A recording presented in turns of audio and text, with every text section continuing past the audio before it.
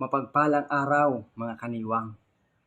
Magre-real talk po tayo ngayon na kung saan ito ang aking napapansin sa mga kabataan sa panahon natin ngayon. Pero bago po ako magpatuloy, sa mga hindi pa po naka-follow, naka-subscribe sa aking YouTube channel at sa aking page, paki-follow niyo po ako, subscribe, like and share para lagi po akong updated sa aking mga bagong video. Alam niyo po na napapansin ko ngayon sa mga kabataan, halos wala na silang pagmamahal sa kanilang magulang, wala na silang respeto. Hindi ko naman nila lahat ng kabataan. May mga kabataan pa rin na mayroong paggalang at pagmamahal sa magulang. Ito lang po ay base sa aking nakikita sa ating kapaligiran ngayon.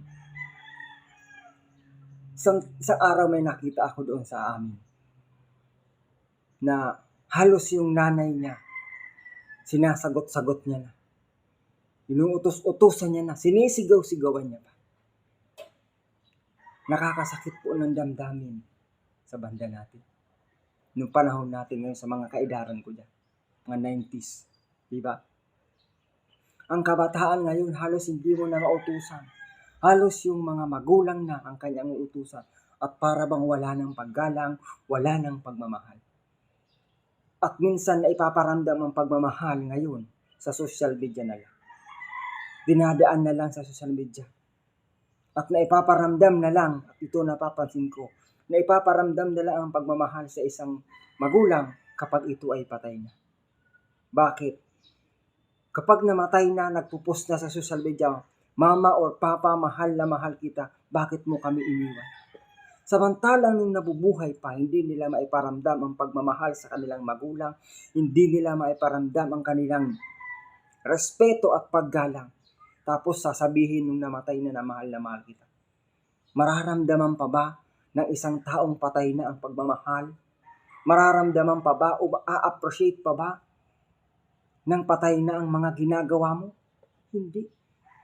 Sa lahat po ng kabataan, maging hindi mang kabataan, habang nabubuhay pa ang ating magulang, iparamdam natin sa kanila ang pagmamahal, iparamdam natin sa kanila ang pagkalinga, ang respeto na bilang isang anak.